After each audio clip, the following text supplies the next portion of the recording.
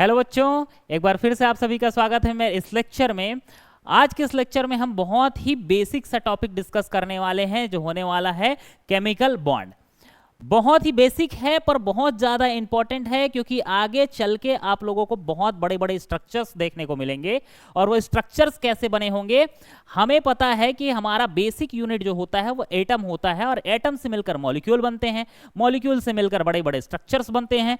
तो ये एटम या मॉलिक्यूल आपस में जुड़े होंगे तभी वो बड़े स्ट्रक्चर्स में कन्वर्ट हुए होते हैं।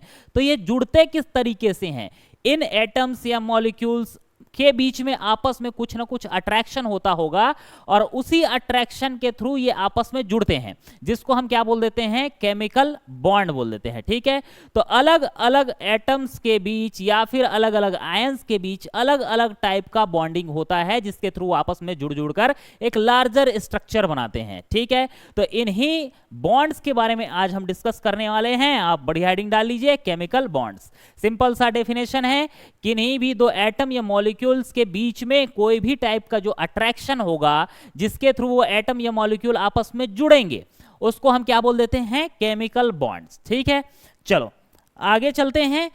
अभी केमिकल बॉन्ड आपको पढ़ना है तो सबसे पहले ये जानना जरूरी है कि ये जो बॉन्ड होते हैं वो क्यों बनते हैं, क्यों जरूरत होती है बॉन्ड को बनने की। जैसे कोई एटम है वो तो बढ़िया मस्त मौला अपने हिसाब से घूम सकता है, क्यों वो दूसरे के पास जाए और बॉन्ड बनाए, बताओ।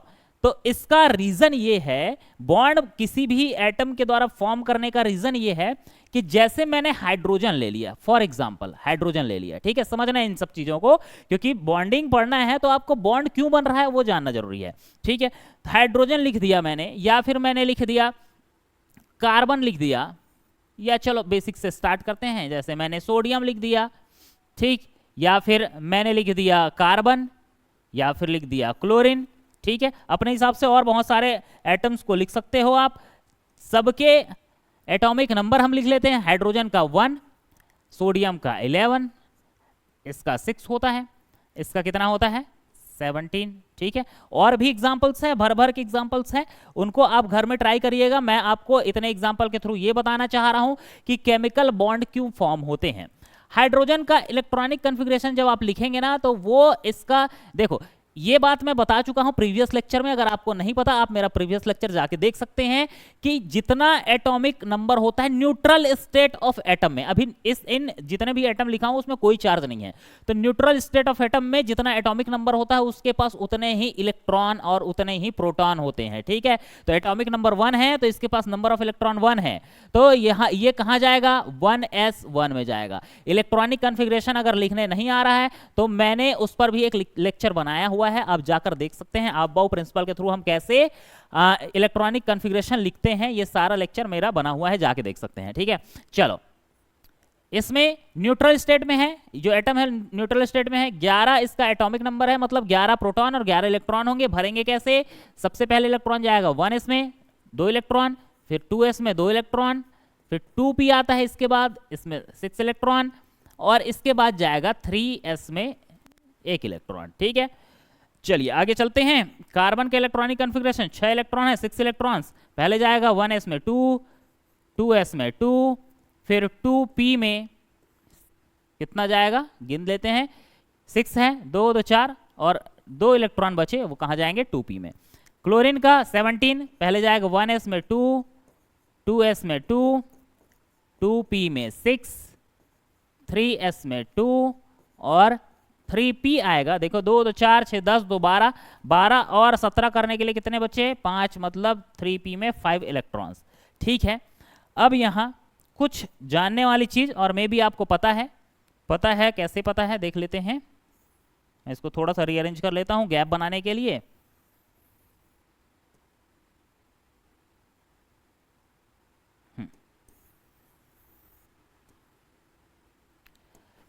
हाँ, तो है क्या चीज, ये जो सामने में लिखा हुआ है ये 1 लिखा है, ये 1 लिखा है, और इन दोनों में 2 लिखा है, फिर क्या आया 3। ठीक है, वैसे ही यहाँ 1 लिखा है, ये दोनों में 2 लिखा है। ठीक, तो तो ये क्या बताता है, ये बताता है शेल को, क्या बताता है, शेल को, ठीक है। मतलब ये शेल नंबर बताता है, और ये जो SPDF है ये सब शेल है, ठीक है। तो यहां पर देखोगे तो एक ही शेल है, एक ही शेल, और इस शेल में कितने इलेक्ट्रॉन हैं, 1, ठीक। इस वाले सोडियम के एटम में कितने शेल है, ये 1 लिखा है, मतलब फर्स्ट नंबर का शेल, ठीक है। और ये 2 जिसके सामने लिखा है ये सेकंड नंबर का सेल, और सेकंड नंबर के सेल में 2 सबसेल हैं, कौन कौन से, S और P, ठीक है। तो कंप्लीट ये दोनों सबसेल मिलकर सेकंड नंबर का शेल बना रहे हैं, ठीक। ये थर्ड नंबर का शेल। अब ये सेल सबसेल नहीं पता तो मेरा क्वांटम नंबर का लेक्चर आप देख कर आइए, आपको पूरा क्लियर हो जाएगा, ठीक है। देखो यहाँ पे 1 लिखा है मतलब ये फर्स्ट नंबर का शेल, 2 लिखा है मतलब सेकंड नंबर का शेल, ठीक है। ये 1 लिखा है फर्स्ट नंबर का शेल, 2 लिखा है सेकंड नंबर का शेल, 3 जिसके सामने लिखा है थर्ड नंबर का शेल, यही है, ठीक है। चलो अब यहां हम क्या करते हैं, ये वही है रे बच्चों, जैसे ये न्यूक्लियस होता है एटम में, ठीक, न्यूक्लियस बीच में होता है, इसके पहला वाला जो ये सर्कुलर पाथ है इसको हम क्या बोल रहे हैं, मान लो शेल बोल रहे हैं। तो ये फर्स्ट नंबर का शेल, ये सेकंड नंबर का शेल, ये थर्ड नंबर का शेल। जैसे यहां पर क्लोरीन में कितने शेल हैं, 1 2 ये 3, तो ये 3 1 2 3 3 शेल होंगे, ठीक है। वैसे ही किसकी बात करें, अगर कार्बन की बात करें तो 2 शेल होंगे, और 2 शेल होंगे तो भैया ये शेल नहीं होगा, न्यूक्लियस के बाद 1 और 2 सेकंड 2 शेल, ठीक है। चलो अब देखते हैं कौन से शेल में कितने कितने इलेक्ट्रॉन हैं। तो अब ध्यान से देखिए, ये फर्स्ट नंबर के शेल में इलेक्ट्रॉन कितने हैं, 1, ठीक। ये सोडियम की बात करें तो फर्स्ट नंबर के शेल में इलेक्ट्रॉन है 2, सेकंड नंबर के शेल में 2 और 6 8 इलेक्ट्रॉन्स, और थर्ड नंबर के शेल में 1 इलेक्ट्रॉन, ठीक है। कार्बन, इसमें फर्स्ट नंबर के शेल में 2 इलेक्ट्रॉन और सेकंड नंबर के शेल में 4 इलेक्ट्रॉन, ठीक। वैसे ही क्लोरीन का देखेंगे, फर्स्ट नंबर के शेल में 2, सेकंड में 6 + 2 8 इलेक्ट्रॉन, और थर्ड नंबर के शेल में 5 + 2 7 इलेक्ट्रॉन, ठीक है। अब ये जो लास्ट के शेल होते हैं ना, इसको हम क्या बोलते हैं, वैलेंस शेल। कभी भी कोई किसी भी एटम का आप क्या लिखो, इलेक्ट्रॉनिक कॉन्फ़िगरेशन, तो उसमें जो लास्ट का शेल आ रहा है, जैसे इसमें कितने सेल हैं, एक अकेला है, तो यही लास्ट सेल हुआ, तो इसको हम क्या बोलेंगे, वैलेंस शेल। वैसे ही इसमें देखो कितने शेल हैं, नंबर ऑफ शेल कितने हैं, 1, ये दूसरे नंबर का शेल, ये तीसरे नंबर का shell, total number of shell कौन सा कितने हुए, 3। तो जो लास्ट का शेल है उसको हम क्या बोलते हैं, वैलेंस शेल, ठीक है। ये 2 शेल है तो ये दूसरे नंबर का शेल जो हुआ वो लास्ट का शेल हुआ। वैसे ही यहाँ 1 2 3 3 शेल है तो थर्ड नंबर का शेल क्या हुआ, लास्ट शेल, ठीक। तो एक रूल आया था जिसको हम क्या बोलते हैं, ऑक्टेट रूल। क्या बोला जाता है, ऑक्टेट रूल। और इस रूल में यह बताया गया है कि किसी भी एटम के लास्ट वाला शेल मतलब वैलेंस शेल में इलेक्ट्रॉन्स का ऑक्टेट अगर होगा तो वो एटम बहुत ही ज्यादा स्टेबल होगा। समझ में आया, रिपीट कर रहा हूं।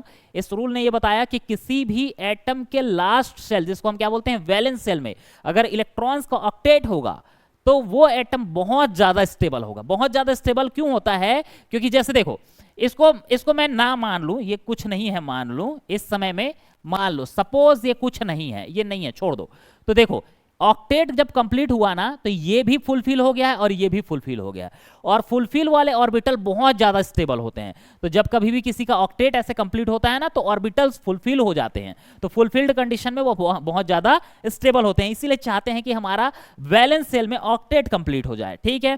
तो अब इसी ऑक्टेट के कंप्लीट होने के जद्दोजहद में ही ये बॉन्ड बनाते हैं, ठीक। अब बोलोगे भैया इसका ऑक्टेट कैसे कंप्लीट होगा, तो इसका ऑक्टेट कंप्लीट नहीं होता, ये बॉन्ड बनाता है अपना डुप्लेट कंप्लीट करने के लिए। डुप्लेट कंप्लीट करने के लिए इन द सेंस यहां पर मान लो S, ये S है तो S में एक ही ऑर्बिटल होता है, एक ही ऑर्बिटल होता है। तो अभी इसके पास कितने भरे हुए हैं इलेक्ट्रॉन, कितने भरे हैं इलेक्ट्रॉन, एक ही इलेक्ट्रॉन है। तो S में ज्यादा से ज्यादा, S ऑर्बिटल में ज्यादा से ज्यादा 2 इलेक्ट्रॉन आते हैं। तो इसको अपनी स्टेबिलिटी के लिए कितना इलेक्ट्रॉन चाहिए, 1 इलेक्ट्रॉन। अलग कलर में जो चाहने वाला इलेक्ट्रॉन है उसको अलग कलर में भर देता हूं।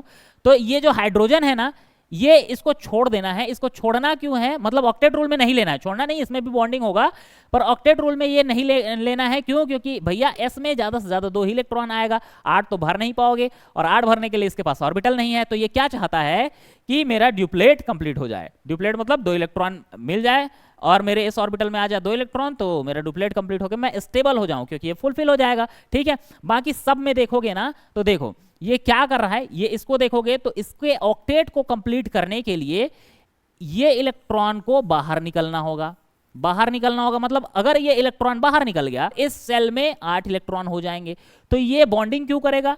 क्योंकि ये ऑक्टेट कंप्लीट करना चाह रहा है, एक इलेक्ट्रॉन बाहर निकाल देगा और किसी से बॉन्डिंग करेगा। ठीक है, इसको देखो, इसके वैलेंस शेल में कितने इलेक्ट्रॉन है? 4। तो ये क्या चाहता है, मुझे कहीं से 4 इलेक्ट्रॉन मिल जाए। इस चक्कर में, ऑक्टेट कंप्लीट करने के चक्कर में ये भी बॉन्डिंग करेगा।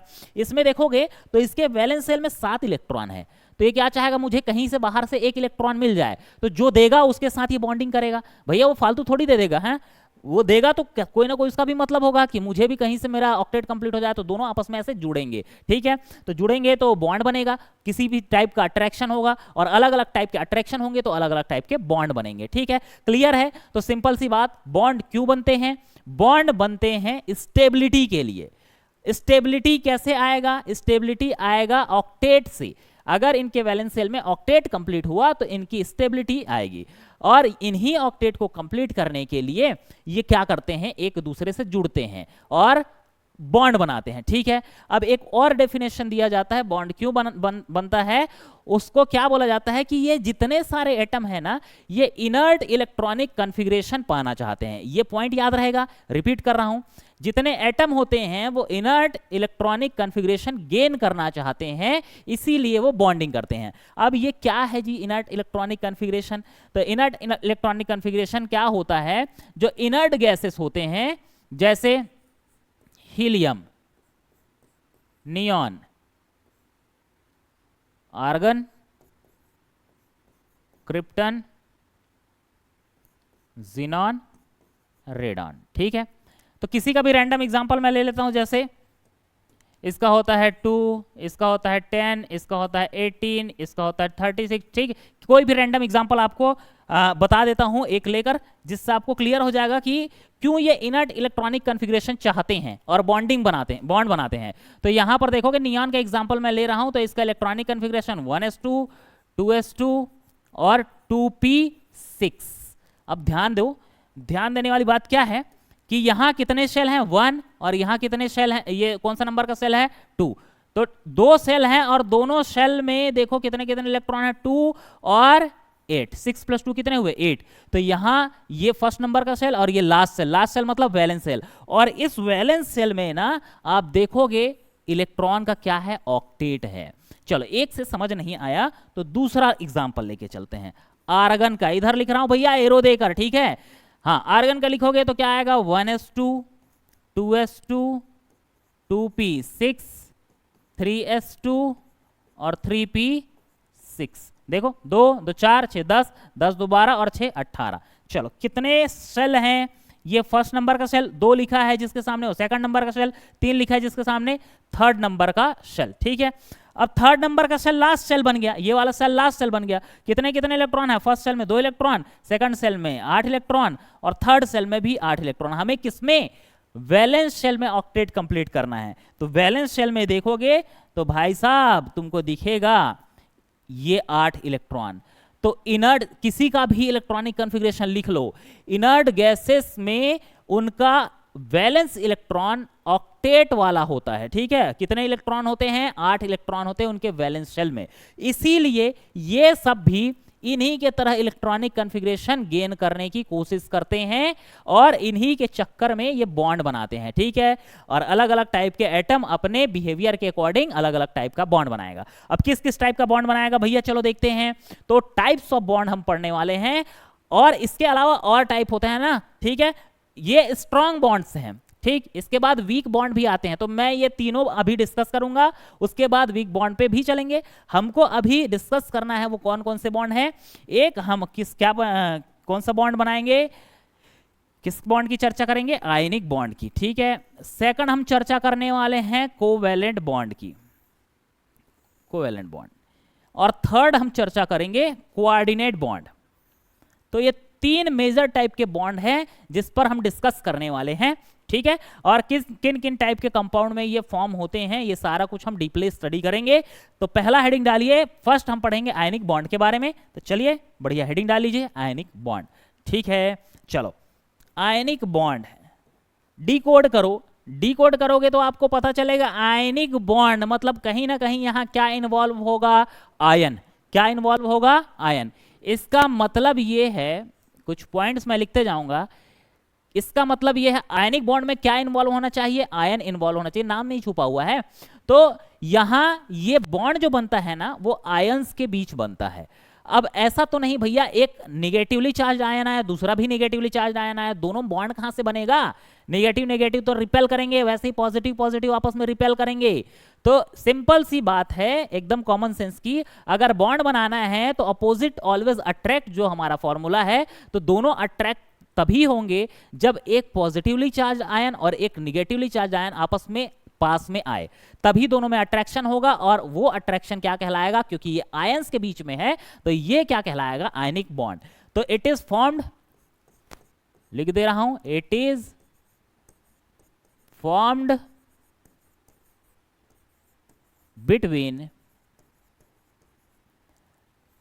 कैटायन एंड एनायन, ठीक है। फर्स्ट पॉइंट तो यही हो गया कि एक क्या होगा, कैटायन होगा, और एक क्या होगा, एनायन होगा। ये दोनों जब आपस में पास में आएंगे, आपस में पास में आएंगे, तो जो बॉन्ड बनेगा उसको हम क्या बोल देंगे, आयोनिक बॉन्ड बोलेंगे, ठीक है। चलो बनता किन किन चीजों के बीच में है, तो सेकंड पॉइंट हमारा है आयनिक बॉन्ड्स आर फॉर्म्ड, लिख रहा हूं उसके बाद समझाऊंगा। Ionic bonds are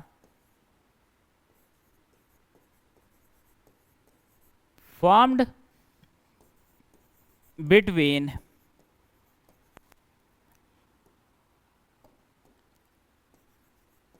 metal and non metal. हाँ, ये बहुत इंपॉर्टेंट पॉइंट है। आयनिक बॉन्ड जो फॉर्म होता है हमेशा मेटल और नॉन मेटल के बीच होता है। तो अब पहचाने कैसे कि कौन मेटल कौन नॉन मेटल, तो भैया आपके पीरियोडिक टेबल में आप देखोगे, मस्त सबसे अच्छा एग्जांपल है, हमारे 2 कॉलम बने हुए हैं, एक को बोला जाता है एस ब्लॉक तत्व के 2 कॉलम, एस ब्लॉक एलिमेंट जो है उनके 2 कॉलम। फर्स्ट वाले कॉलम को बोला जाता है एल्कली मेटल और सेकंड वाले कॉलम को बोला जाता है एल्कलाइन अर्थ मेटल। तो इसमें बढ़िया भर भर के मेटल हैं और वैसे ही पी ब्लॉक एलिमेंट में भर भर के नॉन मेटल हैं। तो इनमें जो बॉन्डिंग होगा ना उसको हम क्या बोलेंगे, आयनिक बॉन्ड बोलेंगे, ठीक है। और बहुत सारे मेटल है, डी ब्लॉक के मेटल भी हैं और हमारे नॉन मेटल, ये आपस में क्या करते हैं, बॉन्डिंग करते हैं, और इनके बीच जो बॉन्डिंग होगा ना उनको हम क्या बोलेंगे, आयनिक बॉन्ड बोलेंगे, ठीक। चलो तो किसके किसके बीच बनता है, मेटल और नॉन मेटल के बीच। क्यों बनता है वो भी समझेंगे, क्योंकि मेटल क्या होता है, इलेक्ट्रॉन डोनर, बढ़िया कैटायन बनाएगा, और नॉन मेटल क्या होता है, एक्सेप्टर, एक्सेप्ट करते हैं ज्यादातर, जिनकी इलेक्ट्रोनिगेटिविटी हाई होती है वो इलेक्ट्रॉन एक्सेप्ट करते हैं। तो एक देने वाला एक लेने वाला, दोनों के बीच बढ़िया बॉन्डिंग होता है, आयनिक बॉन्ड बन जाता है। तो अभी बोलने से तो समझ में नहीं आएगा, जैसे एग्जांपल करेंगे सारा कुछ समझ लेंगे, ठीक है। तो याद रखो ये आयनिक बॉन्ड जो बनता है मेटल और नॉन मेटल के बीच बनता है, ठीक है। चलो क्या होता है कि इन बॉन्ड, इन 2 चार्ज जिसके बीच में बॉन्ड बना है वो जो जुड़े होते हैं फोर्स, उस फोर्स का नाम होता है, या हम उस फोर्स को बोल देते हैं इलेक्ट्रोस्टैटिक अट्रैक्शन, ठीक है। तो जैसे मैं यहां ये बॉन्ड बना है आयनिक बॉन्ड, ये मैंने बॉन्ड बनाया है आयंस के बीच, जब दोनों अट्रैक्ट हुए और जिस फोर्स ऑफ अट्रैक्शन से दोनों जुड़े हैं वो फोर्स ऑफ अट्रैक्शन को क्या बोला जाता है, इलेक्ट्रोस्टैटिक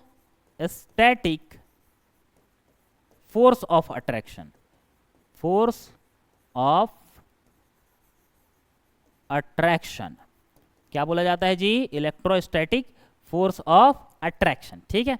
चलो तो ये सारी चीजें हैं जो आयनिक बॉन्ड बनाने में हेल्प करती है। और एक सबसे इंपॉर्टेंट चीज, आयनिक बॉन्ड बनता कैसे है, तो तो आयनिक बॉन्ड बनता है किसी एक एटम के वैलेंस इलेक्ट्रॉन जब दूसरे एटम के वैलेंस शेल में ट्रांसफर होते हैं। फिर से बोल रहा हूं, जब एक एटम के वैलेंस इलेक्ट्रॉन दूसरे एटम के वैलेंस शेल में टोटली ट्रांसफर होते हैं, तब बनता है आयनिक बॉन्ड। ठीक है, तो यहां लिख देता हूं ये वाला भी पॉइंट, और इसको समझेंगे ना, अभी पॉइंट बाय पॉइंट समझेंगे सारा कुछ। ठीक, ये है main point. Ionic bonds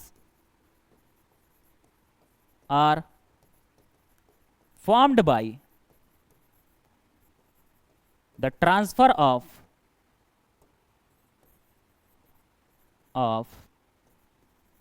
valence electron of one atom to the valence shell of another atom। ठीक है, तो ये एक बेसिक डेफिनेशन है आयनिक बॉन्ड का। क्या होता है, आयनिक बॉन्ड में किसी एक एटम का वैलेंस इलेक्ट्रॉन ट्रांसफर होता है दूसरे एटम में। चलो एग्जांपल के थ्रू सारे पॉइंट्स को समझते हैं। अभी बस इतने पॉइंट को समझो। आयनिक बॉन्ड है, इसका मतलब आयंस इन्वॉल्व होंगे। आयंस इन्वॉल्व होंगे मतलब दो सेम आयन तो अट्रैक्शन हो नहीं सकता उनके बीच, तो अलग अलग आयन होंगे, एक केटायन होगा एक एनायन होगा, दोनों के बीच अट्रैक्शन होगा, और उस अट्रैक्शन से जब जुड़ेंगे तो उस बॉन्ड को हम क्या बोल देंगे, आयनिक बॉन्ड। अब आयनिक बॉन्ड जो होता है ना, किसके बीच फॉर्म होता है, मेटल और नॉन मेटल के बीच। ठीक है, अब दोनों जब आपस में अट्रैक्ट होंगे, आयन जो हमारे आयन है केटायन और एनायन, दोनों जिस फोर्स ऑफ अट्रैक्शन से अट्रैक्ट होकर जुड़ेंगे, उस अट्रैक्शन को क्या बोला जाता है, इलेक्ट्रोस्टैटिक फोर्स ऑफ अट्रैक्शन। ठीक है, सबसे मेन पॉइंट ये है आयनिक बॉन्ड बनता कैसे है, एक एटम का वैलेंस इलेक्ट्रॉन दूसरे एटम के वैलेंस शेल में ट्रांसफर होता है। ठीक है, चलो समझते हैं कैसे। एक एग्जांपल लेते हैं, formation of NaCl। Formation of NaCl, पहला जो पॉइंट है उसको मैं जस्टिफाई करता हूं। कौन सा, ये सेकंड वाला पॉइंट जो है इसको मैं जस्टिफाई करता हूं। It is formed between metal and non metal. ठीक है, तो यहां पर देखोगे NaCl में आयनिक बॉन्ड होता है। NaCl में आयनिक बॉन्ड होता है, तो यहां देखोगे किससे किससे मिलकर बना है, Na और Cl। तो Na जो है ना वो है मेटल, क्या है जी, मेटल। और ये जो Cl है ना, ये किस में आता है, नॉन मेटल।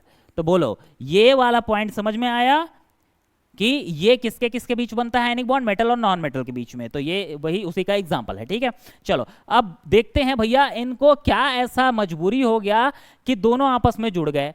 सोडियम क्यों अकेले एग्जिस्ट नहीं किया, ये क्लोरीन अकेले क्यों एग्जिस्ट नहीं किया, क्यों ये आपस में जुड़े।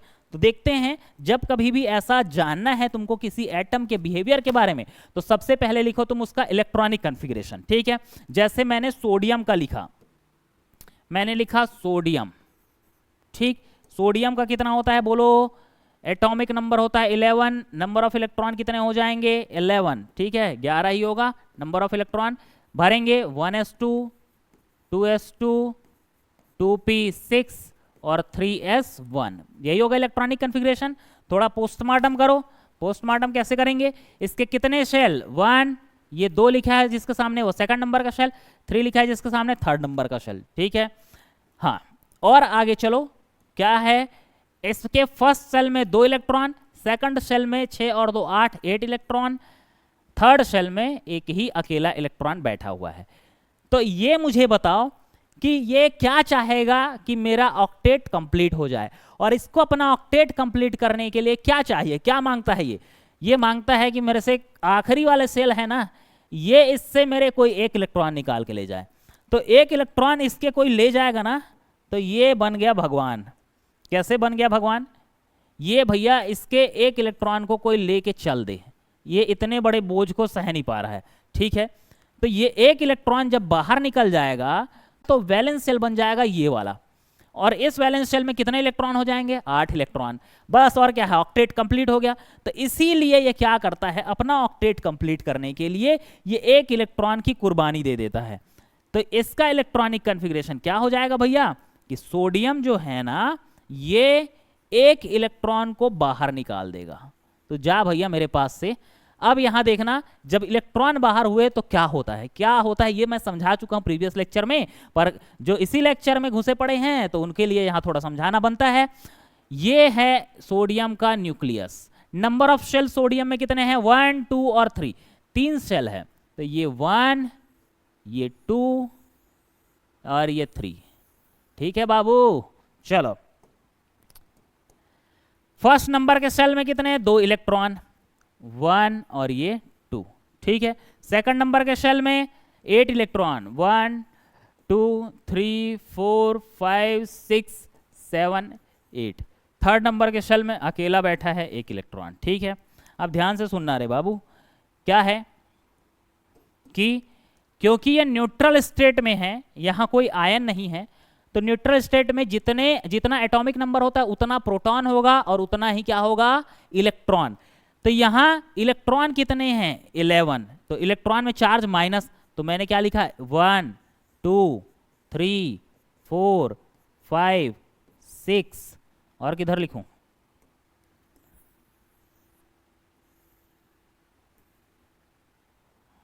6 हो गया है, 7 8 9 10 11। कितने इलेक्ट्रॉन हैं, 11। ठीक है, अब क्योंकि न्यूट्रल स्टेट में प्रोटॉन भी कितने होंगे, 11।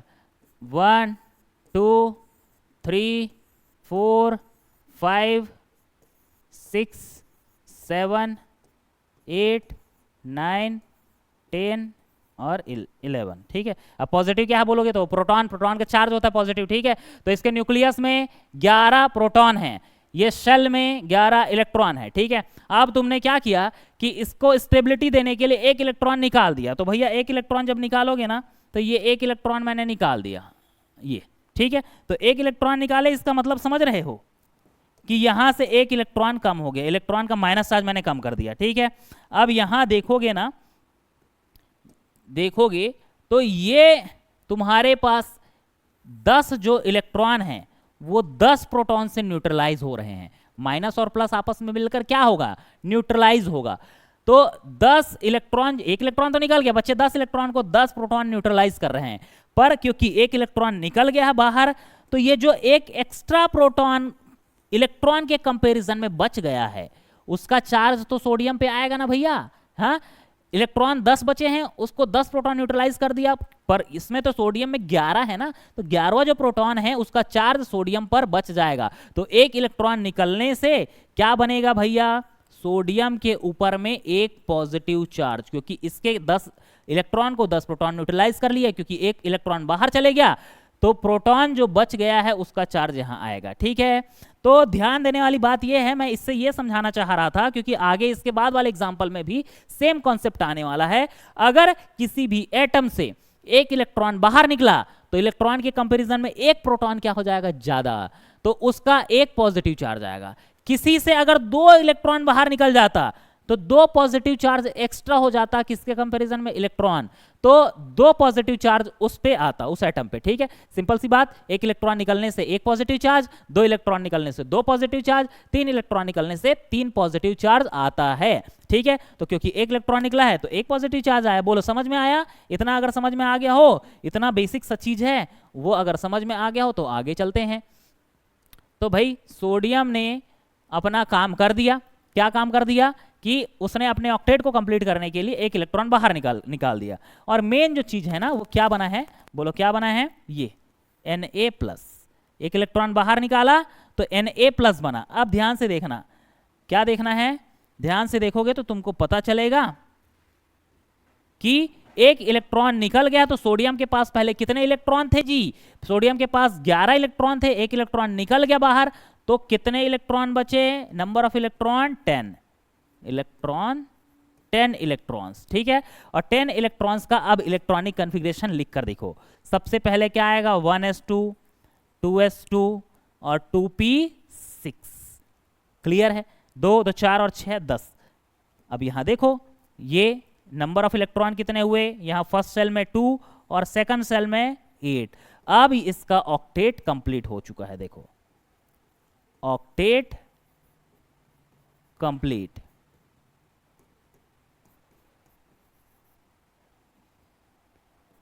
ऑक्टेट कंप्लीट हो चुका है।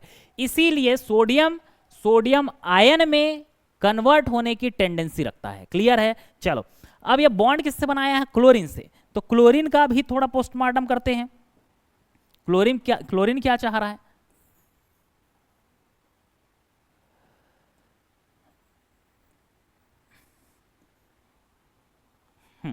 तो चलो भैया क्लोरीन के बारे में पढ़ते हैं। क्लोरीन का कितना होता है? 17, एटॉमिक नंबर 17। इलेक्ट्रॉनिक कन्फिग्रेशन लिख कर देखते हैं।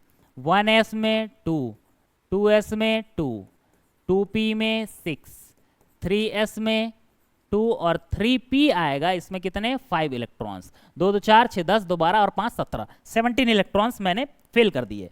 देखो कितने शेल हैं? 1 जिसके सामने 2 लिखा है सेकंड नंबर का शेल, जिसके सामने 3 लिखा है थर्ड नंबर का शेल। ठीक है, तो इसमें कितने शेल हैं? 3।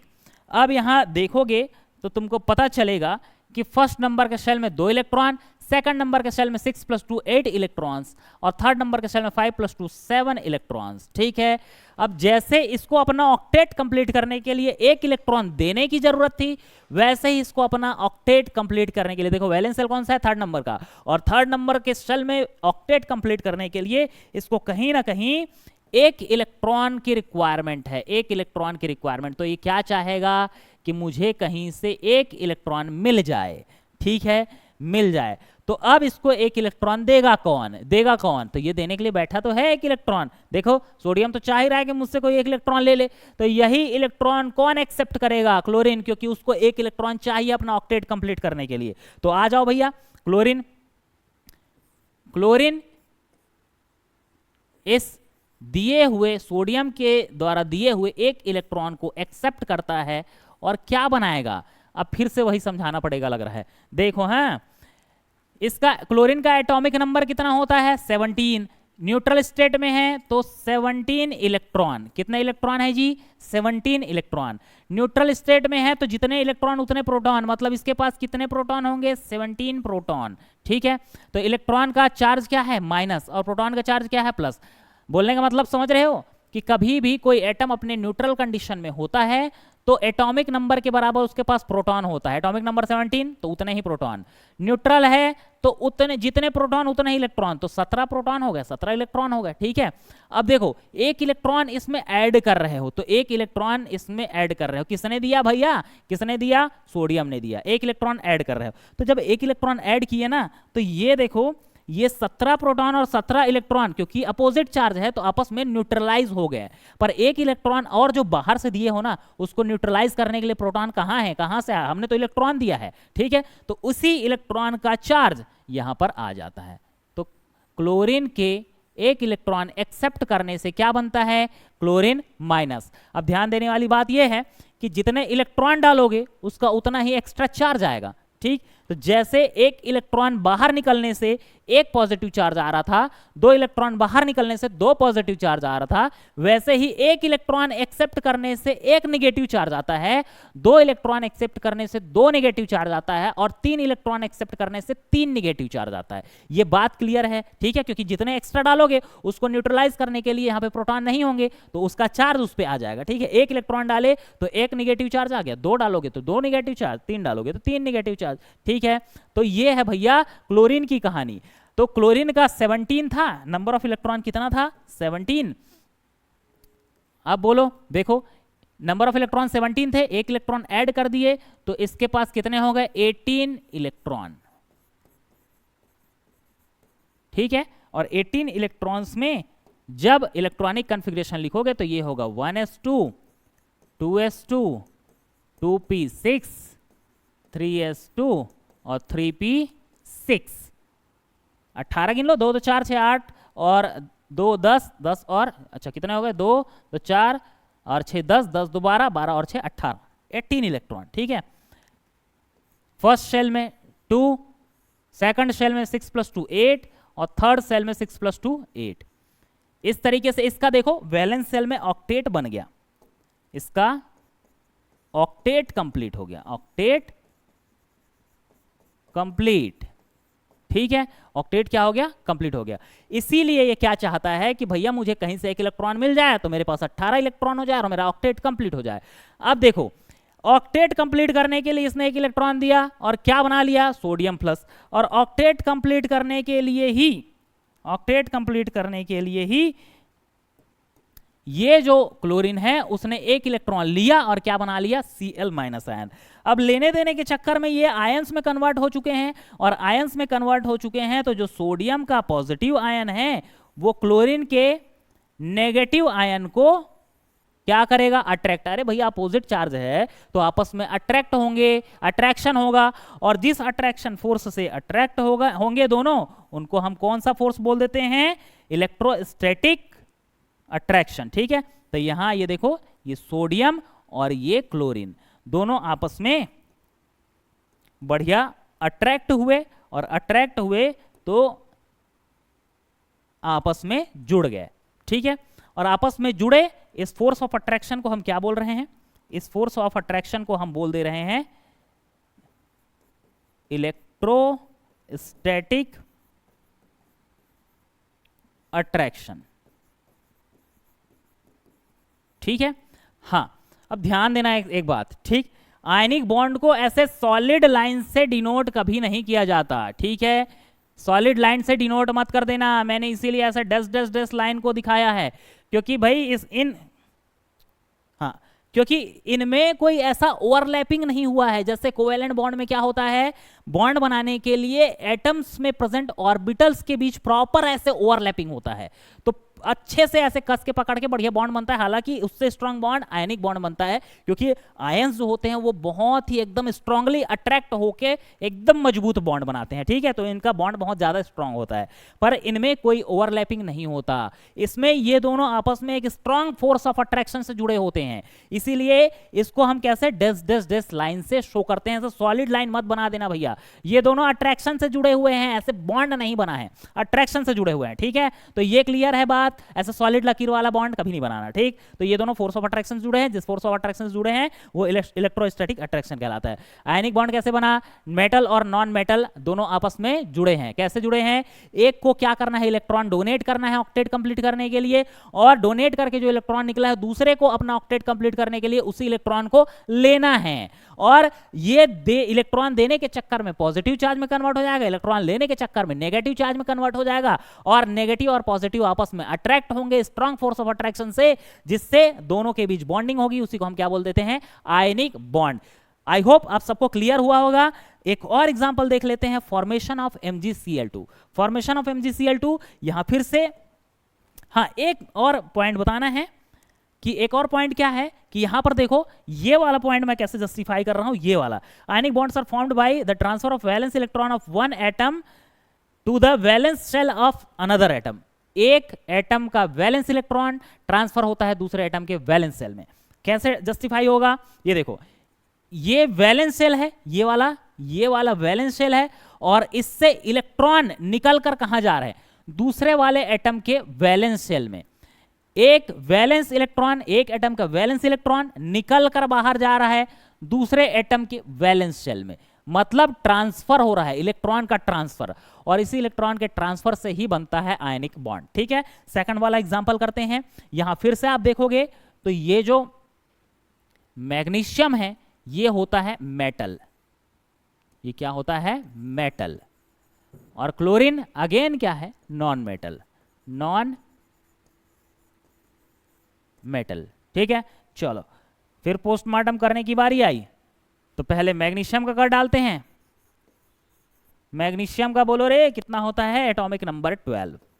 ठीक है, चलो लिखो भैया, electronic configuration 1s2 2s2 2p6 और 3s2। ठीक, चलो कितने शेल हैं, 1 जिसके सामने 2 लिखा है सेकंड सेल, जिसके सामने 3 लिखा है थर्ड सेल। मतलब मैग्नीशियम के पास टोटल नंबर ऑफ सेल कितने हैं, 3। फर्स्ट सेल में देखोगे तो 2 इलेक्ट्रॉन, सेकंड सेल में 8 इलेक्ट्रॉन, और थर्ड सेल में 2 इलेक्ट्रॉन। ठीक है, अब यहां पर देखो, यहां इसको अपना ऑक्टेट कंप्लीट करने के लिए क्या चाहिए, बोलो क्या चाहिए, तो इसको चाहिए भैया कि ये 2 इलेक्ट्रॉन जो एक्स्ट्रा बोझा टाइप बैठा हुआ है उसको अगर ये बाहर निकाल दे तो इसमें ऑलरेडी ऑक्टेट कंप्लीट है। तो ये क्या चाहता है, ये चाहता है कि भैया मेरे से ये 2 इलेक्ट्रॉन ले लो, मेरे से 2 इलेक्ट्रॉन ले लो, और जब 2 इलेक्ट्रॉन ले लोगे तो ये आखिरी शेल कौन बन जाएगा, ये, और इस शेल में ऑक्टेट कंप्लीट है। तो इसीलिए ये चाहता है मैग्नीज चाहता है कि इससे 2 इलेक्ट्रॉन बाहर निकल जाए। और अभी मैंने बताया है अगर किसी से 1 इलेक्ट्रॉन बाहर निकले तो उस पर 1 पॉजिटिव चार्ज आता है, और क्योंकि यहां 2 इलेक्ट्रॉन बाहर निकले हैं तो यहां मैग्नीज में कितने पॉजिटिव चार्ज आएगा, 2 पॉजिटिव चार्ज आएगा। क्लियर है, क्योंकि 2 इलेक्ट्रॉन निकले हैं। तो अब यहां पर ध्यान देना बच्चों कि मैग्नीज ने अपना ऑक्टेट कंप्लीट करने के लिए दो ठो अपना इलेक्ट्रॉन कुर्बान कर दिया। ठीक है, 2 इलेक्ट्रॉन कुर्बान कर दिया, खुद किस में कन्वर्ट हो गया, Mg2+। अब ध्यान देना मैं क्या लिख रहा हूं, इसका कितने इलेक्ट्रॉन होंगे उसको लिख रहा हूं। मैग्नीज के पास पहले कितने इलेक्ट्रॉन थे, 12। 2 इलेक्ट्रॉन बाहर निकल गया, देखो 2 इलेक्ट्रॉन बाहर निकल गया, बच्चे कितने इलेक्ट्रॉन है, 10 इलेक्ट्रॉन्स। ठीक है, अब 10 इलेक्ट्रॉन के साथ इसका इलेक्ट्रॉनिक कॉन्फ़िगरेशन लिख कर देखो, 1s2 2s2 और 2p6, यही तो हुआ, 2 2 4 और 6 10। ठीक, अब यहां 2 ही शेल बचे हैं, 2 शेल बचे हैं। ये फर्स्ट नंबर के शेल में 2 इलेक्ट्रॉन और सेकंड नंबर के शेल में 6 और 2 8 इलेक्ट्रॉन। बोलो ऑक्टेट कंप्लीट हो गया, ऑक्टेट कंप्लीट हो गया। इसका वैलेंस शेल, इसमें इलेक्ट्रॉन्स का ऑक्टेट कंप्लीट हो गया। ठीक है, तो मैग्नीशियम की टेंडेंसी क्या है कि ये 2 इलेक्ट्रॉन बाहर निकालना चाहते हैं और Mg2+ के फॉर्म में एग्जिस्ट करना चाहते हैं ताकि इनका ऑक्टेट कंप्लीट हो जाए। ठीक है, क्लोरीन का तो हमको पता है, अभी डिस्कस किए थे क्लोरीन का। ठीक है, चलो एक बार फिर से देख लेते हैं मोटा मोटा जल्दी से। हाँ, क्लोरीन का कितना होता है, 17। जब हम इनका इलेक्ट्रॉनिक कॉन्फ़िगरेशन लिखते हैं, अभी जस्ट लिखे थे, याद होगा, 1s2 2s2 2p6 3s2 और 3p5, यही होता है। नंबर ऑफ शेल कितने हो गए, 3। ये फर्स्ट, ये सेकंड और ये थर्ड। फर्स्ट शेल में 2 इलेक्ट्रॉन, सेकंड शेल में 8 और थर्ड शेल में 7 इलेक्ट्रॉन। ठीक है, अब यहां पर ध्यान देना, इसको अपना ऑक्टेट कंप्लीट करने के लिए बोलो कितने इलेक्ट्रॉन की रिक्वायरमेंट है, लास्ट शेल, और इसमें इसको ऑक्टेट कंप्लीट करना है तो कहीं ना कहीं इसको 1 इलेक्ट्रॉन लगेगा, 1 इलेक्ट्रॉन लगेगा। ठीक है, अब ये देने बैठा 2 इलेक्ट्रॉन, ये लेने बैठा 1 इलेक्ट्रॉन, तो करे क्या, जाए तो जाए कहां, तो होगा क्या, सिंपल सी बात है भैया, इसको देना है 2 इलेक्ट्रॉन, इसको लेना है 1 इलेक्ट्रॉन, तो एक क्लोरीन को 1 इलेक्ट्रॉन चाहिए तो 2 इलेक्ट्रॉन लेने के लिए 2 क्लोरीन लगेगा। ठीक है, नहीं समझ में आया, फिर से, इसको देना है 2 इलेक्ट्रॉन, इसको लेना है 1 इलेक्ट्रॉन, तो अकेला क्लोरीन बोल रहा है मैं 1 ही इलेक्ट्रॉन लूंगा। दूसरा क्लोरीन आएगा, भैया 1 इलेक्ट्रॉन मेरे को भी दे दो, तो ये क्या करेगा, 2 इलेक्ट्रॉन 2 क्लोरीन को देगा। चलो बना के दिखाता हूं। 1 क्लोरीन आया और इसने लिया 1 इलेक्ट्रॉन। 1 इलेक्ट्रॉन क्यों लिया, क्योंकि भैया इसको 1 ही इलेक्ट्रॉन की रिक्वायरमेंट है ऑक्टेट कंप्लीट करने के लिए। तो 1 इलेक्ट्रॉन लेकर क्या बनाया, बोलो क्या बनाया, Cl-। क्यों बनाया, क्योंकि भैया 1 इलेक्ट्रॉन लेने से 1 निगेटिव चार्ज आता है। ठीक, ये समझा चुका हूं। अब यहां ये 1 इलेक्ट्रॉन ले लिया, इसको कितने इलेक्ट्रॉन देना है, 2 इलेक्ट्रॉन। तो 1 क्लोरीन ने फिर से बोला भैया 2 इलेक्ट्रॉन दे रहा है, 1 तुमने लिया तो 1 मैं भी ले लेता हूं। तो यहां 2 क्लोरीन इन्वॉल्व होंगे और क्या बनाएगा, 2 ठो Cl-। ऐड कर दो ना एक साथ, जल्दी ज्यादा समझ में आएगा अच्छे से। चलो ऐड कर देते हैं दोनों को, तो क्या बन जाएगा, 1 और 2, कितने क्लोरीन हो गए जी, 2 क्लोरीन हो गया, 2Cl। तो 2Cl, 1 और 2, 2 इलेक्ट्रॉन लिए, यही जो 2 इलेक्ट्रॉन दिया है उसको साथ में लिख दिया, 2 इलेक्ट्रॉन लिए और क्या बनाया, 1 2, 2 ठो Cl- बनाया। क्लियर है। ठीक, तो अब क्या बना, बोलो क्या बना हमारे पास इलेक्ट्रॉन के लेने से 2 Cl ion, 2 Cl- ion, 2 Cl- ion. ठीक है, अब ध्यान से देखो बच्चा लोग, इधर इसने 2 इलेक्ट्रॉन दिया था, किस में कन्वर्ट हुआ था, Mg2+ में। 2 क्लोरीन ने इसके दिए हुए 2 इलेक्ट्रॉन को लिया और किस में कन्वर्ट हो गया, 2 Cl- में। तो हमारे पास अब ना ऐसे इलेक्ट्रॉन के लेने देने से 2 चार्ज डेवलप हो गए हैं। कौन कौन से चार्ज पता है, मैग्नीशियम में 2+ चार्ज और क्लोरीन में माइनस चार्ज, पर एक क्लोरीन ने नहीं लिया है, 2 इलेक्ट्रॉन को 2 क्लोरीन ने लिया है, तो 2 क्लोरीन का माइनस चार्ज। अब ये फिर मिलकर क्या बनाए भैया, मैग्नीशियम। भैया अपोजिट चार्ज है, पॉजिटिव है और नेगेटिव है, तो ये पॉजिटिव और ये नेगेटिव, ये नेगेटिव, ठीक है। इनके बीच अट्रैक्शन हुआ बढ़िया और ये बनाए आयोनिक बॉन्ड, ठीक है। सॉलिड लाइन से नहीं शो करना ये। और इसके बीच जो फोर्स ऑफ अट्रैक्शन है, इसको हम फिर अगेन क्या बोलेंगे, अपोजिट चार्ज के बीच जो फोर्स ऑफ अट्रैक्शन होता है उसको हम क्या बोलते हैं, इलेक्ट्रोस्टैटिक फोर्स ऑफ अट्रैक्शन।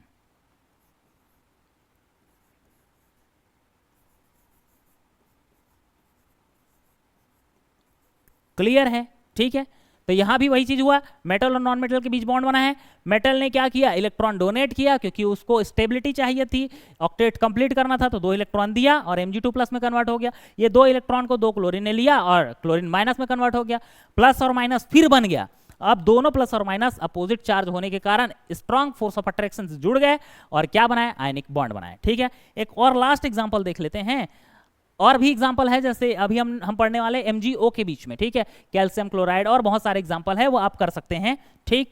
तो चलो यहाँ पर फिर एक लास्ट एग्जाम्पल देखते हैं, फिर आई होप कि आपको समझ में आ जाएगा सारा कुछ आयनिक बॉन्ड के बारे में। ये हमारा मैग्नीशियम है, ये अभी पढ़े हैं, ये क्या है, मेटल, मेटल, ठीक है। एल्कलाइन अर्थ मेटल में आता है। ये ऑक्सीजन जो है ये नॉन मेटल में आता है, नॉन मेटल,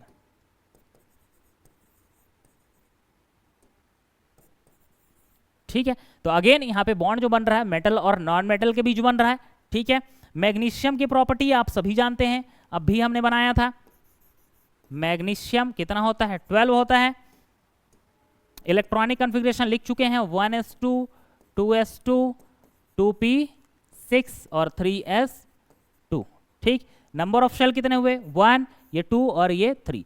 फर्स्ट नंबर के शेल में 2 इलेक्ट्रॉन, सेकंड नंबर के शेल में 8 और थर्ड नंबर के शेल में 2 इलेक्ट्रॉन।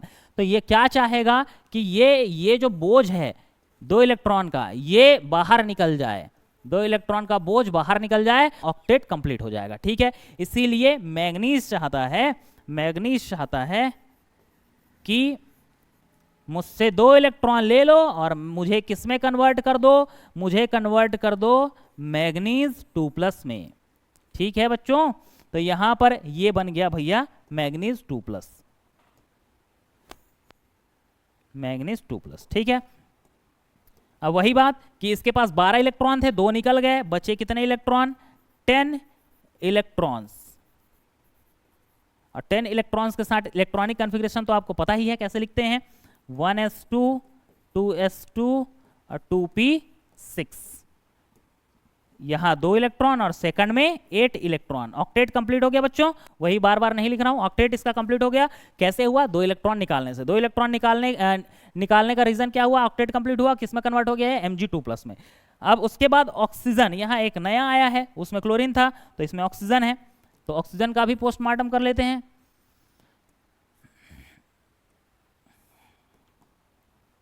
चलो, oxygen atomic number 8, electronic configuration लिखकर देखते हैं, 1s2 2s2 और 2p, इसका आएगा 4, ठीक है।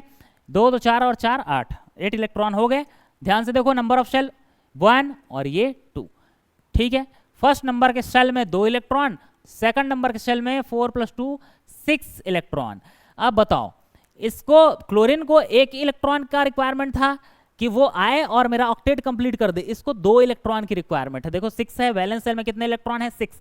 तो इसके वैलेंस सेल को कंप्लीट करने के लिए, मतलब इनमें ऑक्टेट बनाने के लिए इसको 2 इलेक्ट्रॉन की रिक्वायरमेंट है। अब ये 2 इलेक्ट्रॉन चाह रहा है, ठीक है। तो यहां पर ये क्या करेगा, ये ऑक्सीजन 2 इलेक्ट्रॉन लेगा, तो लेगा कहां से भैया, ये देने बैठा है। देखो ये तो बोल ही रहा है मुझसे 2 इलेक्ट्रॉन निकाल लो, मेरा बोझ खत्म हो और मैं किस में कन्वर्ट हो जाऊं, Mg2+ में कन्वर्ट हो जाऊं, मेरा ऑक्टेट कंप्लीट हो जाए। तो ये 2 इलेक्ट्रॉन दे रहा है, इसी 2 इलेक्ट्रॉन को लेगा ऑक्सीजन। और अभी मैंने बताया था, अगर किसी ने 1 इलेक्ट्रॉन एक्सेप्ट किया तो 1 माइनस चार्ज, और 2 इलेक्ट्रॉन एक्सेप्ट किया तो क्या आएगा उस पर, 2 माइनस चार्ज। तो इलेक्ट्रॉन के लेने से, 2 इलेक्ट्रॉन के लेने से क्या बन गया है, ऑक्सीजन 2-, ठीक है। तो इधर 2 इलेक्ट्रॉन देने से Mg2+ और इधर 2 इलेक्ट्रॉन लेने से क्या बना है, ऑक्सीजन 2-। तो 2 अलग अलग चार्ज जनरेट हो गए, देखो Mg2+ और O2-, ठीक। तो यही चार्जेस जो हैं वो आपस में अट्रैक्ट करेंगे एक दूसरे को, Mg2+ प्लस ऑक्सीजन 2-, ठीक है। अब ऑक्सीजन 2- क्यों बना, उसका रीजन तो आपको पता ही हो गया होगा, मैं लिख नहीं पाया। तो यहाँ ऑब्वियस है कि भैया 8 इलेक्ट्रॉन थे, 2 इलेक्ट्रॉन जुड़ गए, तो इनके पास कितने इलेक्ट्रॉन हो गए, 10 इलेक्ट्रॉन्स। और 10 इलेक्ट्रॉन्स के साथ आप इलेक्ट्रॉनिक कॉन्फ़िगरेशन लिखकर देखोगे तो वही आएगा 1s2, 2s2 और 2p6, ठीक है।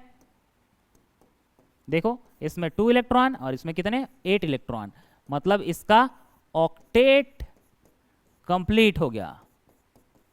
इसीलिए 2 इलेक्ट्रॉन लिया था ना, वो मैं लिख नहीं पाया था पर लिख दिया, अभी भूल चुक माफ, ठीक।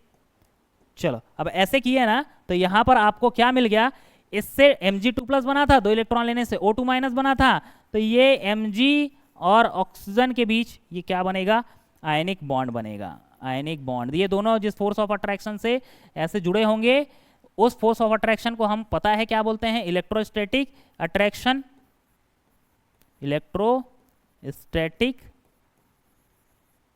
अट्रैक्शन, ठीक है। तो अगेन ये जो बॉन्ड बना है वो, उस बॉन्ड को हम क्या बोलेंगे, आयनिक बॉन्ड। तो यहां पर हम आयनिक बॉन्ड को खत्म करेंगे। ये इतने सारे एग्जांपल है, और एग्जांपल कैल्शियम क्लोराइड का अगर बनाना है आप बनाकर देख सकते हैं, कैल्शियम क्लोराइड का कैसे बनेगा आयनिक बॉन्ड, ठीक है, वो आपके लिए होमवर्क है। अब यहाँ वही बात है कि यहाँ देखो ये वैलेंस शेल है एक एटम का, इससे इलेक्ट्रॉन बाहर निकले हैं और गए हैं इसके वैलेंस शेल में, सेकंड वाले एटम के वैलेंस शेल में। तो यहाँ कंप्लीट ट्रांसफर ऑफ इलेक्ट्रॉन हो रहा है from valence shell of one atom to valence shell of another atom, ठीक है। इस तरीके से बनता है जो बॉन्ड, उसको हम आयनिक बॉन्ड बोलते हैं, ठीक। तो बच्चों यहाँ पर आयनिक बॉन्ड कंप्लीट होता है, और इसके बाद हम पढ़ने वाले हैं फैक्टर्स अफेक्टिंग आयनिक बॉन्ड के बारे में, जिसमें हम पढ़ेंगे कि कौन कौन से ऐसे फैक्टर हैं जो आयनिक बॉन्ड के बनने को प्रभावित करते हैं या फिर इफेक्ट डालते हैं उस पर, ठीक है। तो इसके बारे में हम चर्चा करेंगे इसके आगे। तो आज के लिए इतना ही, नेक्स्ट लेक्चर में हम फैक्टर्स अफेक्टिंग आयनिक बॉन्ड के बारे में चर्चा करने वाले हैं।